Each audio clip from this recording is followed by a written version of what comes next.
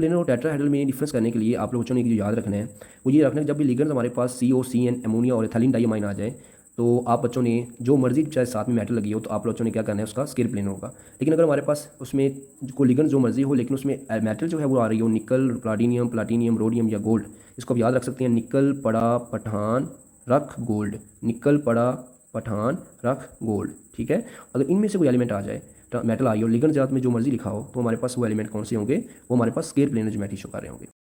Welcome dear student, myself Mohammad Faisal, welcome to chemistry with M Faisal channel.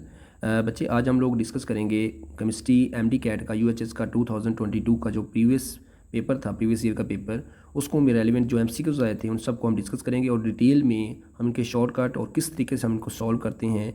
और आपको पता है कि वहाँ पर जो हमारे पास हर MCQs को सॉल्व करने के लिए तकरीबन 1 मिनट की टाइम होता है, तो हमने उसको 1 मिनट के अंदर किस तरीके से सॉल्व करना है और शॉर्टकट किस तरह इस्तेमाल करना है इनको हम डिस्कस करेंगे। जैसे कि हमारे पास 1 AMU स्टैंड फॉर 1 AMU जो होता है 1 एटॉमिक मास यूनिट होता है, तो उसको ये बेसिकली इक्वल होता है 1/12 ऑफ द कार्बन के।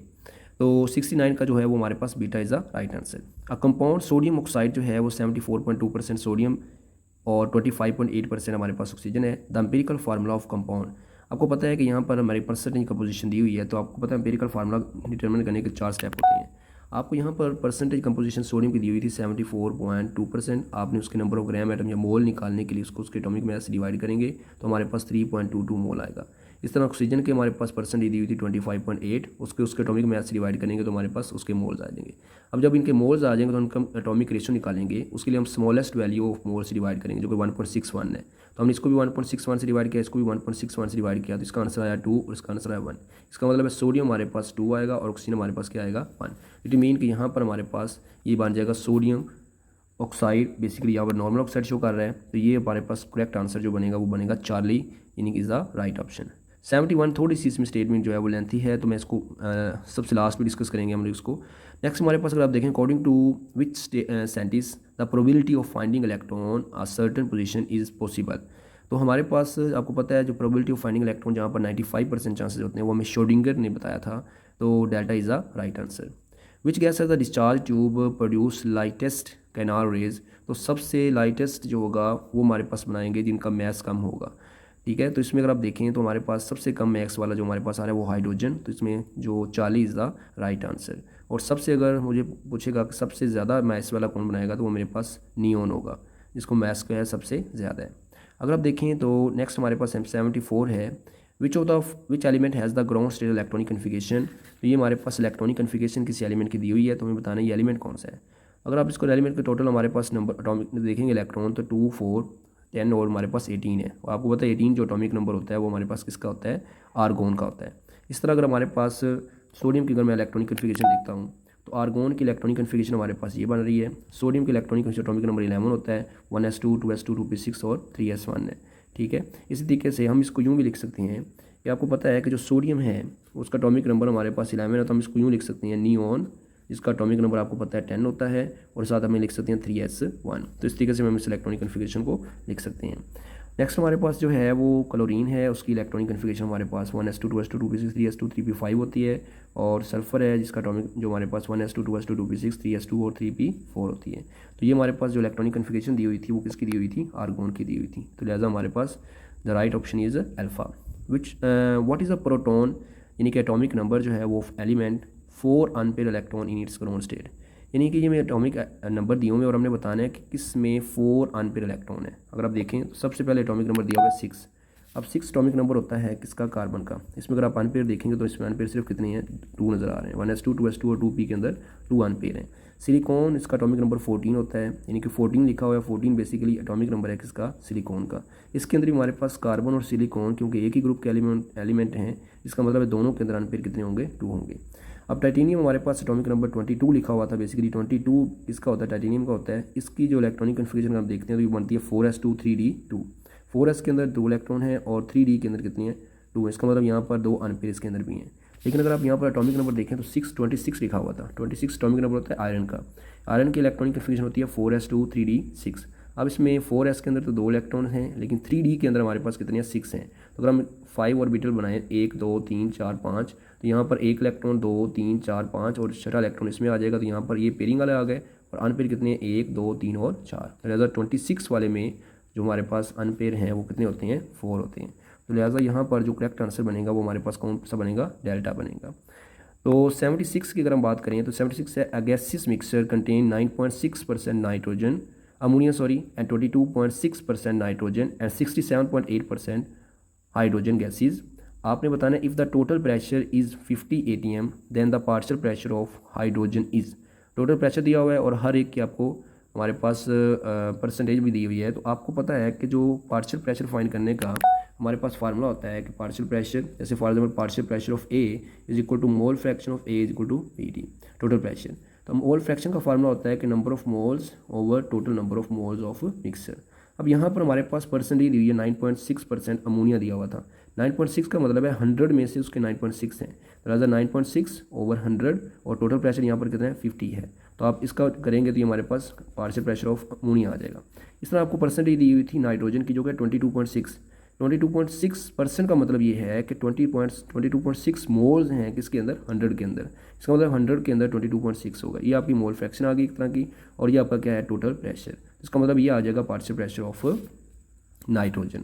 और अगर आप पार्शियल प्रेशर ऑफ हाइड्रोजन की बात करते हैं तो वो हमारे पास जो हमने फाइंड करनी थी वो हमारे पास आएगी 67.8% दी हुई थी, डिवाइडेड बाई 100 मल्टीप्लाई बाई 50। तो लिहाजा यहाँ पर हाइड्रोजन की पूछी हुई थी, तो हाइड्रोजन का जो करेक्ट आंसर आएगा वो आएगा चार्ली, 67.8 मल्टीप्लाई बाई 50 और डिवाइडेड बाई 100। तो 76 का आंसर होगा चार्ली। नेक्स्ट अगर आप 77 देखें, if we want to raise the temperature of 1 mole of an ideal gas by 1 kelvin, तो we have to provide how much amount of energy. ये basically R की value आपसे पूछ रहे हैं, तो ये फिजिकल मीनिंग उसका है। आपको पता है कि आर की हमारे पास डिफरेंट वैल्यूज़ हैं।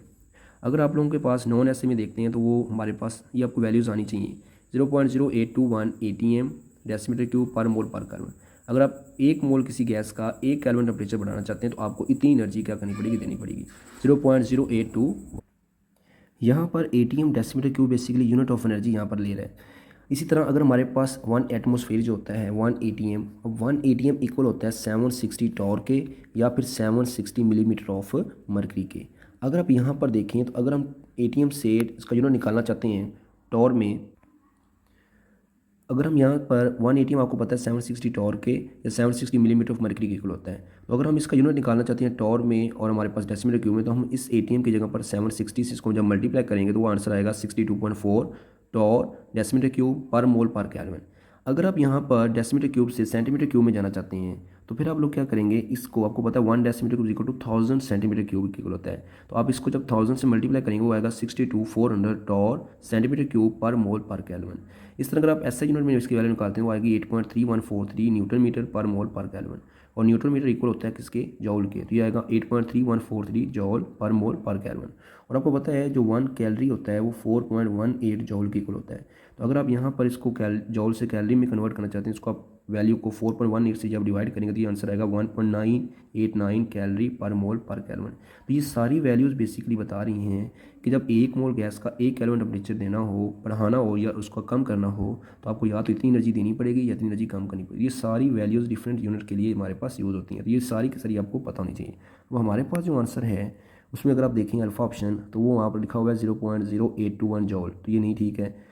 और नेक्स्ट हमारे पास यहाँ लिखा हुआ है 8.3143 डेसीमीटर क्यूब, ये भी नहीं आया ना, कि यहाँ न्यूटन मीटर होता तो फिर हम ठीक आ लेते हैं। अब यहाँ पर जो करेक्ट आंसर बन रहा है वो डेल्टा बन रहा है। अगर आप देखें 0.0821 ATM और डेसीमीटर क्यूब, तो लिहाजा यहाँ पर 77 का जो करेक्ट आंसर बनेगा वो हमारे पास क्या बनेगा, डेल्टा बनेगा। इस तरह 78 देखें, the process of heat flows between hotter to colder part, hotter से कूलर पार्ट में remain continue until the molecules. ये चैप्टर 3 का जहाँ पर आप काइनेटिक इंटरप्रिटेशन ऑफ टेम्परेचर पढ़ते हैं, तो वहाँ पर ये सेंटेंस वहाँ पर उसने उठाया है। तो आपको पता है कि हीट कोल्डर पार्ट से कूलर पार्ट में तब तक ट्रांसफर हो जाती है जब तक उनकी एवरेज ट्रांसलेशनल काइनेटिक एनर्जी जो है वो बिकम इक्वल नहीं हो जाती। तो 78 का जो हमारे पास राइट आंसर बनेगा वो क्या बनेगा, अल्फा बनेगा। अब अगर आप 79 देखते हैं तो 79 में हमारे पास लिखा हुआ है in liquid which with a change in dipole forces there is a change in some physical properties. Select the property which is not affected by the strength of dipole forces. देखें डाइपोल फोर्सेस बेसिकली उससे जो हमारे पास boiling point भी effect होता है, जितनी dipole forces ज़्यादा होती हैं उतना बॉइलिंग पॉइंट जो होता है वो ज़्यादा होता है। हीट ऑफ वेपोराइजेशन उतनी हमारे पास ज़्यादा होती है। इस तरह हीट ऑफ सब्लिमेशन उतनी ज़्यादा। ये सारे के सारे बेसिकली थर्मोडायनामिक प्रॉपर्टीज़ हैं। तो डाइपोल फोर्सेस के साथ ये थर्मोडायनामिक प्रॉपर्टीज़ भी क्या होती है, इंक्रीज़ होती हैं। लेकिन मोल्स के साथ इसका हमारे पास कोई नहीं होता, कोई इफेक्ट नहीं होता। तो इट मीन कि मोल जो है ऐसी क्वांटिटी है जो उसके साथ वो इफेक्ट नहीं करेगी। आगे हमारे पास है which of the following factor does not effect the magnitude of vapour pressure. आपको पता होना चाहिए कि वेपर प्रेशर के ऊपर टेम्परेचर, इंटरमॉलिक्यूलर फोर्सेस और साइज़ ऑफ मॉलिक्यूल ये सारे फैक्टर इफेक्ट करते हैं। और जो अमाउंट ऑफ लिक्विड है, वॉल्यूम ऑफ कंटेनर है और सरफेस एरिया है वो इसके ऊपर इफेक्ट नहीं करता। तो 80 का जो हमारे पास राइट आंसर बनेगा वो बनेगा अल्फ़ा। 81 देखें तो हमारे पास लिखा हुआ है अ स्मॉल बिल्डिंग ब्लॉक्स हमारे पास हैं which belong the whole information about crystal structure, उसको हम क्या बोलते हैं, बेसिकली यूनिट सेल बोलते हैं। यूनिट सेल की डेफिनेशन दी हुई है। Which type of solid is called as atomic solid. आपको पता है जो कोवलेंट सॉलिड्स होते हैं उनको हमको क्या बोलते हैं, एटॉमिक सॉलिड का नाम देते हैं। तो यहाँ पर 82 का कौन सा ठीक बनेगा, अल्फ़ा बनेगा। 83 या देखिए तो लिखा हुआ है the decrease in solubility of the salt is in solution has already contained the ion common so that the salt is। तो ये बेसिकली कॉमन आइन इफेक्ट की हमारे पास होता है कि हम लोग एक वीक इलेक्ट्रोलाइट की जो हमारे पास होता है उसके आयनाइजेशन को मजीद सप्रेस या मजीद डिक्रीज़ कर देते हैं by adding a strong electrolyte जो कि एक उसके अंदर एक कॉमन आइन होता है। तो इसका मतलब यहाँ पर इसको कॉमन आइन इफेक्ट के जरिए हम लोग उसकी सॉल्युबिलिटी को कम करते हैं। आगे है the precipitation occur if the ionic concentration. आपको पता होना चाहिए कि जो प्रेसिपिटेशन कब अकर होती है, तो उसके लिए आपको ये 3 रिलेशन याद रखनी है। देखिए जब भी हमारे पास सोलिबिलिटी प्रोडक्ट यानी कि KSP की वैल्यू आयनिक प्रोडक्ट के इक्वल होती है तो उस वक्त जो सोल्यूशन होता है वो सैचुरेटेड होता है और सैचुरेटेड सोल्यूशन में हमारे पास कोई प्रेसिपिटेशन नहीं होती। लेकिन जब हमारे पास KSP की जो वैल्यू है सोलिबिलिटी प्रोडक्ट में वो आयनिक प्रोडक्ट से ज़्यादा हो तो उसका मतलब वो अनसैचुरेटेड होगा और अनसैचुरेशन के अंदर भी कोई प्रेसिपिटेशन नहीं होती। लेकिन अगर हम KSP की वैल्यू जो है वो जो हमारे पास सोलिबिलिटी प्रोडक्ट की जो वैल्यू है वो अगर आयनिक प्रोडक्ट से कम है या आयनिक प्रोडक्ट की वैल्यू सोलिबिलिटी प्रोडक्ट की वैल्यू से क्या है, कांस्टेंट से क्या है, ज़्यादा है, तो हमारे पास वो सोल्यूशन होता है सुपर सैचुरेटेड। और सुपर सैचुरेटेड जो सोल्यूशन होते हैं उनके अंदर प्रेसिपिटेशन होती है। तो हमारे पास उसने कहा किस कंडीशन पे हमारे पास वो कहता है प्रेसिपिटेशन होगी, तो तब होती है जब आयनिक प्रोडक्ट की वैल्यू ज़्यादा होती है किससे, KSP की वैल्यू से। तो यहाँ पर अगर हम देखें तो यहाँ पर लिखा होता है precipitation occur if the ionic concentration is, तो हम लिखेंगे यहाँ पर मोर देन KSP कि जब हमारे पास आयनिक कंसनट्रेशन जो होगी वो ज़्यादा होगी किससे, KSP से। तो ये आपने रिलेशन याद रखना है। लेस देन अगर KSP होगी यानी कि आयनिक प्रोडक्ट की जो कंसनट्रेशन है अगर लेस देन KSP होगी तो वो हमारे पास सोल्यूशन अनसैचुरेटेड होगा। और अगर हमारे पास इक्वल टू होगी तो वो सोल्यूशन हमारा सैचुरेटेड होगा। और हमारे पास अगर जो मोर होगी तो वो हमारे पास सुपर सैचुरेटेड होगा। नेक्स्ट है G one can estimate the direction in which the equilibrium will shift with the help of. आप किसी भी एप्लीकेशन उसकी हमारे पास ली चैटली प्रिंसिपल के जरिए आप उसकी क्या कर सकते हैं, डायरेक्शन ऑफ रिएक्शन फाइंड कर सकते हैं कि किस तरफ होगा हमारे पास। यानी कि अगर आप प्रेशर बढ़ाते हैं या वॉल्यूम बढ़ाते हैं या टेम्परेचर चेंज करते हैं या क्या करते हैं तो उसमें हमारे पास ये इसको ली चैटली प्रिंसिपल में डायरेक्शन के बारे में बता देता है। इसके बारे में अगर आपने डिटेल इन्फॉर्मेशन देखनी हो तो मुझे बता देना, आपको मैं लेक्चर इसके ऊपर अपलोड कर दूँगा। ली चैटली प्रिंसिपल के ऊपर भी बड़े प्यारे MCQs आते हैं तो इसमें भी हम लोग डिटेल में डिस्कस कर सकते हैं। मेरी कोशिश ये रही है कि मैं आपको थोड़े टाइम के अंदर मैक्सिमम MCQs करवा सकूँ। What is the overall order of this reaction. अब रेट रिएक्शन दिया हुआ है तो आपको पता है जो ऑर्डर ऑफ रिएक्शन होता है, प्रीवियस लेक्चर में मैंने आपको ऑर्डर ऑफ रिएक्शन के अंदर छोटी बहुत ट्रिक्स बताई थी तो आप उसको देख सकते हैं। तो रेट ऑफ जो दिया हुआ है वो basically sum of the exponent होता है। तो यहाँ पर NO2 की पावर 2 है और S2 की पावर 1 है, तो इसका मतलब यहाँ पर 2 + 1 इसका थर्ड ऑर्डर रिएक्शन बनेगा। अब ये भी बता रहा है कि जब आप NO2 की कंसनट्रेशन को 1 टाइम बढ़ाते हैं तो रेट के ऊपर 2 टाइम इफेक्ट होता है। अगर 2 टाइम कंसनट्रेशन बढ़ाते हैं NO2 की तो रेट जो है वो 4 टाइम इंक्रीज़ होता है।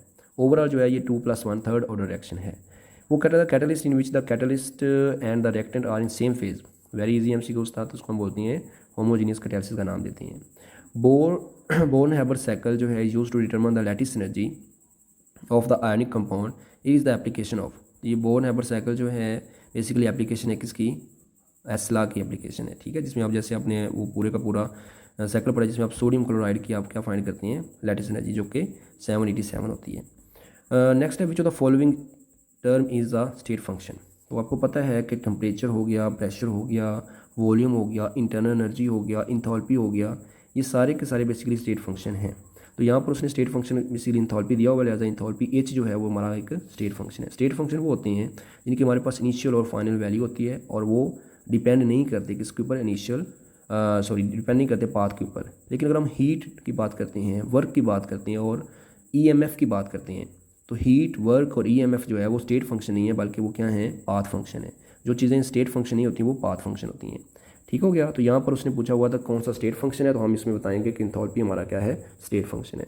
आगे लिखा हुआ है an electrochemical cell is based upon which reaction. तो आपको पता है इलेक्ट्रोकेमिकल सेल बेसिकली किसके बारे में इंफॉर्मेशन देती हैं, इलेक्ट्रोकेमिकल सेल में रिडॉक्स रिएक्शन के बारे में बताते हैं, उसमें रिडक्शन पोटेंशियल और ऑक्सीडेशन पोटेंशियल के ऊपर। तो इसके ऊपर भी बड़ा प्यारे एमसीक्यूज बनते हैं। तो ये पूरा एक टॉपिक है इलेक्ट्रोकेमिकल सेल। तो आप बच्चों ने बताना है कि अगर इसके ऊपर एक्सप्लेनेशन देनी है तो हम इसके ऊपर लेक्चर लेकर बना देंगे। तो ये electrochemical cell basically redox reaction को एक्सप्लेन करता है। आगे है in which of the following, जो हमारे पास oxygen show the fractional oxidation number. Oxygen जो है उसको 3 तरह के हमारे पास ऑक्सीडेशन स्टेट शो करता होता है। हमारे पास फ्रैक्शन के अंदर तब देता है जब वो हमारे पास सुपर ऑक्साइड होता है, जैसे कि यहाँ KO2। अब KO2 में देखें तो पोटेशियम का ऑक्सीडेशन स्टेट +1 होता है। ऑक्सीजन का आपने फाइंड करना, तो आपने ऑक्सीजन 2 दी हुई थी, उसको x के साथ मल्टीप्लाई किया, इक्वल टू किसके आगे 0, क्योंकि ओवरऑल इसके ऊपर कोई चार्ज नहीं होता। अब ये हमारे पास +1 था, इधर आके -1 हो गया, तो 2x इक्वल टू -1 आ गया। अब 2 इधर आके डिवाइड हो गया, तो इसका मतलब ये जो x है यानी कि ऑक्सीजन का यहाँ पर हमारे पास जो ऑक्सीडेशन स्टेट आ रही है वो -1/2 आ रही है, और ये फ्रैक्शन के अंदर है, और ये इसको हम बोलते हैं सुपर ऑक्साइड। OF2 में ऑक्सीजन का ऑक्सीडेशन स्टेट +2 है, और ये सब ऑक्साइड होते हैं। ठीक है। Na2O2 में ऑक्सीजन का ऑक्सीडेशन -1 है, और ये पर ऑक्साइड होते हैं। और Cl2O7 में ऑक्सीजन का ऑक्सीडेशन नंबर -2 है, और ये नॉर्मल ऑक्साइड होते हैं। तो 4 तरह के होते हैं, सुपर ऑक्साइड, सब ऑक्साइड, पर ऑक्साइड और नॉर्मल ऑक्साइड। तो यहाँ पर ये कौन सा शो कर रहा है, फ्रैक्शन के अंदर वो सिर्फ एक ही है, जो कि क्या है, सुपर ऑक्साइड -1/2। अब नेक्स्ट हमारे पास इसमें देखें तो इसमें KO2 बेसिकली इसका क्या आ रहा था, आंसर आता है 40 the right answer. Which of the following element has smaller size. तो सबसे स्मॉलर साइज और लेस डेंसिटी जो होती है वो लिथियम की होती है। तो लेस डेंसिटी स्मॉलर साइज जो है वो लिथियम का होता है। ठीक है। और लिथियम जो होता है वो अपनी ग्रुप 1 ने जो अल्कली मेटल हैं उनसे पीक्युलर बिहेवियर शो करता है। जैसे कि लिथियम के जो हमारे पास साइड ऑक्साइड हैं वो हमारे पास डिजोल्व होकर लिथियम ऑक्साइड, नॉर्मल ऑक्साइड और साथ में क्या बनाते हैं, वाटर वगैरह बनाते हैं, लेकिन बाकी अल्कली मेटल इस तरह का काम नहीं करती। Among lithium chloride, beryllium chloride, sodium chloride and cesium chloride compound with the greatest and the least ionic character, यानी कि आपने बताना है कि एक ऐसा पेयर हो जिसमें अंदर ग्रेटेस्ट आयनिक करेक्टर हो और दूसरा ऐसा हो जिसमें लीस्ट हमारे पास क्या हो, आयनिक करेक्टर हो। तो इसको बड़ा अच्छे तरीके से आप समझ सकते हैं। देखें हमारे पास एक होता है कोवलेंट करेक्टर और एक होता है आयनिक करेक्टर। सबसे पहले आप कोवलेंट करेक्टर को थोड़ा सा देखें। कोवलेंट करेक्टर बेसिकली होता है कि जितना कोवलेंट करेक्टर ज़्यादा उसमें होगा जिसमें साइज़ ऑफ एनाइन ज़्यादा हो और साइज़ ऑफ कैटाइन क्या हो, स्मॉल हो। ठीक है। दूसरा, चार्ज ऑन कैटाइन क्या हो, ज़्यादा हो, और चार्ज ऑन अनाइन क्या हो, हमारे पास ज़्यादा हो। इन चार्ज ऑन अनाइन जब ज़्यादा होगा तो इसका मतलब यही होगा कि उसका साइज़ भी क्या है, ज़्यादा है, और जितना साइज़ ज़्यादा होगा उतनी पोलराइजेबिलिटी ज़्यादा होगी, उतना हमारे पास उसमें कोवलेंट करेक्टर ज़्यादा आएगा। खैर मैं आपको यहाँ पर एग्जाम्पल हम देखते हैं, जैसे लिथियम क्लोराइड है, मैग्नीशियम क्लोराइड है और एल्यूमिनियम क्लोराइड है। अब मुझसे इसमें पूछता है कि इसमें सबसे ज़्यादा कोवलेंट करेक्टर किसका ज़्यादा है। अब ये भी क्लोराइड है, ये भी क्लोराइड है, ये भी क्लोराइड है, यानी कि क्लोराइड यानी अनाइन तो सेम है।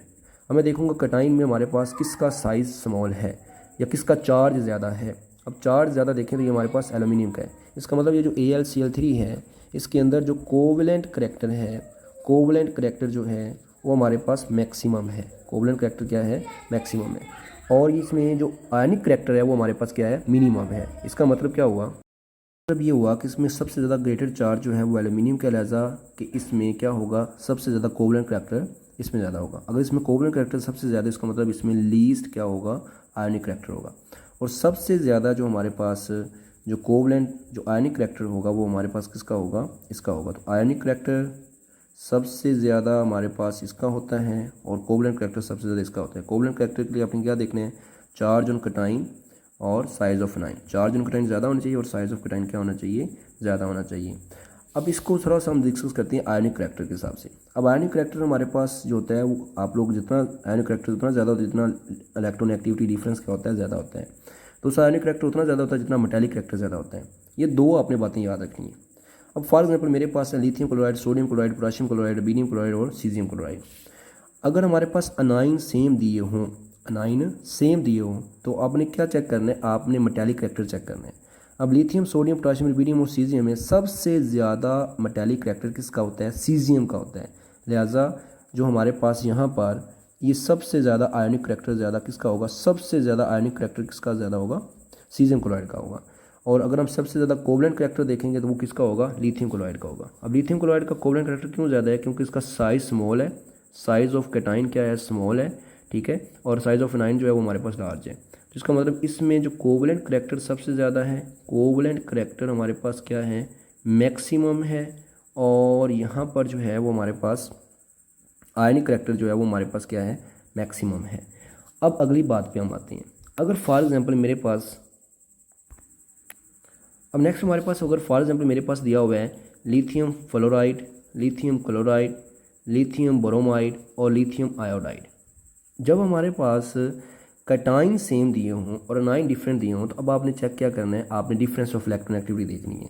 अब देखिए इन दोनों में, सब में डिफरेंस ऑफ इलेक्ट्रोनेगेटिविटी चेक करूँ मैं आयनिक करैक्टर के लिए, तो सबसे ज़्यादा डिफरेंस ऑफ इलेक्ट्रोनेगेटिविटी करैक्टर किस में आ रहा है, इसमें आ रहा है। लिहाजा सबसे ज़्यादा जो आयनिक करैक्टर होगा, सबसे ज़्यादा जो आयनिक करैक्टर होगा वो किस में ज़्यादा होगा, लिथियम फ्लोराइड में होगा। और सबसे कम जो आयनिक करैक्टर होगा वो लिथियम आयोडाइड में होगा। अब इसमें जो लिथियम आयोडाइड में अगर आयनिक करैक्टर सबसे कम में है, तो इसका मतलब क्या होगा, इसमें कोवेलेंट करैक्टर जो होगा, कोवेलेंट करैक्टर जो होगा वो हमारे पास क्या होगा, मैक्सिमम होगा। तो ये चीज़ें आप लोगों को उम्मीद करता हूँ कि आपको समझ आ जाएंगी होंगी। अब हमने वो वाला पेयर ढूंढना है जिसमें पहले वाला जो है उसका ग्रेटेस्ट जो हमारे पास क्या हो, यानी कि हमने वो ढूंढना है जिसमें हमारे पास ग्रेटेस्ट, पहले वाले में ग्रेटेस्ट हमारे पास आयनिक करैक्टर और दूसरे वाले में क्या हो, लीस्ट आयनिक करैक्टर हो। तो अब उसमें हमारे पास जो ऑप्शन बन रहा है वो कौन सा बनेगा, वो हमारे पास बनेगा ये वाला, जिसमें अगर हम अल्फ़ा देखें तो इसमें लिथियम क्लोराइड में वाला जो है उसका तो आयनिक करैक्टर कम होता है, हालांकि कोवलेंट करैक्टर ज़्यादा होता है। तो हमने पहला वो लिखना है जिसका आयनिक करैक्टर ज़्यादा हो। इस तरह सोडियम क्लोराइड में भी हमारे पास इस तरह है कि सोडियम क्लोराइड और लिथियम क्लोराइड, तो इसमें जो करेक्ट आंसर बन रहा है वो जिसमें सबसे ज़्यादा ग्रेटेस्ट आयनिक करैक्टर बन रहा है वो सीजियम क्लोराइड का बन रहा है, और सबसे लीस्ट आयनिक करैक्टर बन रहा है वो बेरिलियम क्लोराइड का बन रहा है। ये जो हमारे पास MCQs है 93 MCQs का आंसर हमारे पास होगा डेल्टा। अब इस तरह 94 देखते हैं, which statement describe the conversion of magnesium atom to magnesium ion. आपको पता है मैग्नीशियम एटम से मैग्नीशियम आयन में जाना है, तो आपको पता है मैग्नीशियम जो है वो हमारे पास क्या करता है, मैग्नीशियम अपने 2 इलेक्ट्रॉन्स को क्या करता है, यहाँ से रिमूव करता है, तो ये Mg+2 और साथ में 2 इलेक्ट्रॉन निकालता है। तो अब यहाँ पर जो हमारे पास मैग्नीशियम अपने इलेक्ट्रॉन क्यों निकाल रहा है, क्योंकि ये हमारे पास मेटल है और मेटल के वैलेंस शेल में यहाँ से 2 वैलेंस इलेक्ट्रॉन थे, ये अपने इलेक्ट्रॉन निकाल रहा है। हमसे वो क्या पूछ रहा है कि मैग्नीशियम जो है वो हमारे पास atom magnesium ions to form ionic bond formation with chlorine. तो इसमें क्या है, the change reduction, no reduction नहीं है, बेसिकली वो ऑक्सीडेशन हो रही है। The change is oxidation, yes, because there are been are loss of electron, yes, तो beta is the right answer. The change is reduction नहीं है भाई, the change is oxidation but there are have been gain of electron, no भाई, oxidation में क्या होता है, removal of electron होता है। तो लिहाजा इसमें 94 का जो राइट आंसर बनेगा वो क्या बनेगा, बीटा बनेगा। 94 देखें AB4 टाइप, जब AB4 टाइप हो उसमें कोई लोन पेयर ना हो तो वो हमारे पास रेगुलर टेट्राहेड्रल होती है, लेकिन अगर AB4 उसमें 1 लोन पेयर हो तो वो हमारे पास पैरामिडल शेप होती है, जैसे कि हमारे पास अमोनिया में होती है। और अगर हमारे पास AB4 टाइप हो उसमें 2 लोन पेयर हों तो वो हमारे पास बेंट या फिर वी शेप्ड होती है। तो इसका मतलब यहाँ पर कोई लोन पेयर नहीं है तो ये हमारे पास रेगुलर टेट्राहेड्रल शेप होगा। जो डाइमर हमारे पास AlCl3 है, अब जो AlCl3 को थोड़ा सा देखें, AlCl3 जो होता है वो इलेक्ट्रॉन डेफिशिएंट है। ये Al है, ये Cl है, ये Cl है और ये मेरे पास Cl है। दूसरा Al हमारे पास ये Cl है, ये Cl है और यहाँ पर एक Cl है। अब ये दोनों इलेक्ट्रॉन डेफिशिएंट हैं, 2 4 6 इनके वैलेंस शेल में इसमें 2 4 6 हैं। तो ये फिर क्लोरीन क्या करता है, इसके साथ कोऑर्डिनेट कोवलेंट बॉन्ड बनाता है और इसके साथ भी कोऑर्डिनेट कोवलेंट बॉन्ड बनाता है। ये हमारे पास एक इस तरह से हमारे पास एक लॉन्ग चेन्स बनाते होते हैं। अब ये जो हमारे पास कंपाउंड है ये कोऑर्डिनेट कोवलेंट बॉन्ड बना रहा है, तो और ये हमारे पास एक जो हम लोग कह सकते हैं एक जो इसमें एलुमिनियम जो होता है या जो क्लोरीन एटम होता है वो बेसिकली हेलोजन जो होता है वो एज अ ब्रिज काम कर रहा होता है बिटवीन 2 एलुमिनियम मेटल के दरमियान। तो ये भी आपने बातें याद रखनी है। तो इसमें जो पहला अगर हम देखें तो एलुमिनियम इज़ इलेक्ट्रॉन रिच, नहीं भी इलेक्ट्रॉन डेफिशिएंट होता है। Aluminium is having lone pair, no, aluminium के पास लोन पेयर नहीं होता। एलुमिनियम डोनेट लोन पेयर, नहीं भाई, एलुमिनियम के पास तो डेफिशिएंट होता है। तो aluminium forms coordinate covalent bond with chlorine to complete its octet, yes. आप देखें एलुमिनियम और क्लोरीन के दरमियान में एक कोऑर्डिनेट कोवलेंट बॉन्ड बन रहा है ताकि इस एलुमिनियम के अंदर से इलेक्ट्रॉन डेफिशिएंसी को क्या किया जाए, खत्म किया जाए। तो ये हमारा पास आंसर क्या होगा, ठीक होगा। 97 देखें, which group of the periodic table contain non metal metalloids और मेटल्स। तो इसमें हमारे पास जो नॉन मेटल्स और मेटलाइड्स ये जो ग्रुप दिए हुए हैं 1B 7, 1B के अंदर हमारे पास मेटल्स होती हैं, ट्रांजिशन एलिमेंट होते हैं, और बेसिकली ये 1B जो होते हैं वो मेटल्स के अंदर आती हैं। 7A जो हेलोजेंस हैं वो सारी की सारी नॉन मेटल हैं। 4A जो है इसमें हमारे पास आता है कार्बन, सिलिकॉन, जर्मीनियम, टिन और लेड। इसमें कार्बन नॉन मेटल है, ठीक है, और सिलिकॉन और जर्मीनियम मेटलॉइड्स हैं, और टिन और लेड जो हमारे पास आते हैं वो हमारे पास मेटल्स हैं, तो 4A ठीक है। 6A में सारी की सारी नॉन मेटल्स हैं, तो लिहाजा इसमें 4A ग्रुप जो होगा वो हमारे पास एलिमेंट है जिसमें मेटल, नॉन मेटल और मेटलॉइड दोनों पाए जाते हैं। तो पहले इसमें कार्बन जो है वो नॉन मेटल है, सिलिकॉन और जर्मीनियम मेटलॉइड्स हैं, और टिन और लेड जो है वो हमारे पास मेटल्स हैं। विच ऑफ द फॉलोइंग सल्फेट जो हमारे पास होते हैं वो हमारे पास क्या होता है, which of the following sulphate compounds are insoluble in water. याद रखिएगा जो हमारे पास अल्कली मेटल के सल्फेट्स होते हैं, lithium sulphate, sodium sulphate, potassium sulphate, वो सारे के सारे सोलबल होते हैं, लेकिन जो लिथियम्स जो ग्रुप 2 एक एलिमेंट होते हैं इनमें थोड़ा सा एक्सेप्शन होता है। इसमें जो हमारे पास अगर आप देखें तो आपको पता होना चाहिए कि जो बेरिलियम सल्फेट और मैग्नीशियम सल्फेट है, टॉप टू बॉटम अगर हम आते हैं तो उनकी सॉल्युबिलिटी डिक्रीज़ होती है। बेरिलियम सल्फेट और मैग्नीशियम सल्फेट ये फेली सोलबल होते हैं, कैल्शियम सल्फेट जो होता है वो स्लाइटली सोलबल होता है, और स्ट्रोंशियम और बेरियम जो होते हैं वो हमारे पास इनसोलबल होते हैं। इसका मतलब है यहाँ हमारे पास जो ऑप्शन दिए हैं उसमें जो बेरियम सल्फेट होगा वो हमारे पास क्या है, इनसोलबल है। तो अब ज़रा चेक करें, इसमें हमारे पास जो ऑप्शन दिए हुए थे वो दिया हुआ था बेरिलियम सल्फेट जो कि फेली सोलबल है, उसमें दिया हुआ था बेरियम सल्फेट जो कि इनसोलबल होता है, मैग्नीशियम सल्फेट जो कि हमारे पास फेरली सोलबल होता है, और कैल्शियम सल्फेट जो कि स्लाइटली सोलबल होता है। तो सोलबिलिटी टॉप टू बॉटम हमारे पास इसमें क्या होती है, डिक्रीज़ करती है। तो इसमें करेक्ट आंसर होगा barium sulphate beta. Which of the following complex show tetrahedral geometry. आपने याद रखना है कि जो हमारे पास जब 4 आ रहा होता है हमारे पास इसमें जो कोऑर्डिनेशन नंबर, तो वो हमारे पास टेट्राहेड्रल को शो करती हैं। अब जो फर्स्ट वाला है वो 5, वो तो हमारे पास होगा ही नहीं क्योंकि वो ट्राइगोनल बाइपिरामिडल शो करेगा। अब आते हैं बाकी जो हमारे पास सब के अंदर जो बीटा, चार्ली और डाटा में 4 लिखा हुआ है। याद रखिएगा जब 4 कोऑर्डिनेशन नंबर होता है तो दो तरह की ज्योमेट्री होती है, एक होती है स्क्वायर प्लेनर और एक होती है टेट्राहेड्रल। याद रखिएगा जब भी आपको जो लिगेंड्स हैं वो स्ट्रॉन्ग फील्ड लिगेंड्स नजर आए, CO, CN और NH3, देन आप लोगों ने या इथाइलिन डाइमाइन, तो आपने कोई मर्जी दिया हो पीछे मेटल जो मर्जी दी हो, आप बच्चों ने क्या लगाना है, उसकी ज्योमेट्री होगी स्क्वायर प्लेनर। जब भी किसी एलिमेंट का जो हमारे पास कोऑर्डिनेशन नंबर है वो हमारे पास 4 हो, ठीक है, और उसमें लिगेंड CO, CN, अमोनिया या इथाइलिन डाइमाइन में से कोई भी हो तो हमारे पास वो स्क्वायर प्लेनर होगा। दूसरे केस में देखें तो अगर हमारे पास जो है वो कोई भी लिगेंड्स हो लेकिन हमारे पास जो आप कहते हैं मेटल्स हैं वो इनमें से हो कोई, निकल, प्लाटीनियम, रोडियम और गोल्ड। इसको आप यूँ याद कर सकते हैं कि निकल पड़ा, ठीक है, निकल पड़ा पठान, ठीक है, रख गोल्ड, निकल पड़ा पठान रख गोल्ड, मतलब कि निकल पड़ा पठान, ठीक है, रख गोल्ड। इन एल्यूमिनियम इनमें से कोई आ जाए तो आप बच्चों ने क्या बताना है कि उसकी ज्योमेट्री क्या होगी, स्क्वायर प्लेनर होगी। यहाँ पर हमारे पास जो है वो 99 में देखें तो ये हमारे पास CN जो है वो CN बेसिकली नहीं होना चाहिए था, यहाँ पर CL होना चाहिए था, क्योंकि जो अकॉर्डिंग टू माय कंसेप्ट जो है वो मे बी मैं एम रॉन्ग, लेकिन यहाँ पर जो बीटा है उसमें CU के साथ CL होता, क्लोरीन होता, तो ये हमारे पास टेट्राहेड्रल होना चाहिए था। अब AU है वो नेक्स्ट में आ रहा है, निकल पड़ा पठान में, तो AU आ रहा है, इसका मतलब है ये हमारे पास कौन सा होगा, स्क्वायर प्लेनर होगा। और जो पठान में इसमें भी स्क्वायर प्लेनर होगा। तो इसमें जो मैंने बताया था वैसे कि CO, CN और हमारे पास अमोनिया वगैरह या थायलीन डाइमाइन आ जाए तो ये स्ट्रॉन्ग फील्ड लिगेंड होते हैं, तो यहाँ पर वो आना चाहिए था, इसकी ज्योमेट्री भी वैसे बनी चाहिए थी स्क्वायर प्लेनर, लेकिन यहाँ मेरे ख्याल में अकॉर्डिंग टू माय नॉलेज इसमें CL आना चाहिए था, मे बी हम रॉन्ग। तो नेक्स्ट हमारे पास 100 है, in which pair one has all unpaired d electrons d orbital well other have the all pair d orbital. तो इसमें अगर हम देखें तो इसमें 40 देखें तो क्रोमियम और जिंक आता है। अगर हम क्रोमियम में देखते हैं तो क्रोमियम के अंदर जो हमारे पास आता है तो वो आता है 4s1 3d5, इसमें सारे के सारे अनपेयर होते हैं। लेकिन जिंक के अंदर एटॉमिक नंबर 30 होता है तो उसमें 4s2 3d10 होता है, उसमें सारे के सारे पेयर होते हैं। इट मीन यहाँ पर जो है वो क्रोमियम जो है वो ऐसा है जिसमें सारे के सारे जो हैं वो अनपेयर हैं, लेकिन जिंक ऐसा है जिसमें सारे के सारे क्या हैं, पेयर हैं। तो इसका जो राइट आंसर बनेगा वो हमारे पास क्या बनेगा, क्रोमियम और जिंक बनेगा। तो आज के लेक्चर में हमने ये काफ़ी मेरा ख्याल लेंथी लेक्चर हो गया है, माइट भी पॉसिबल कि ये 20 मीन से अबव हो गया हो, लेकिन मेरी कोशिश हुई है कि मैं आपको ज़्यादा से ज़्यादा जल्दी चीज़ें कवर करा सकूँ।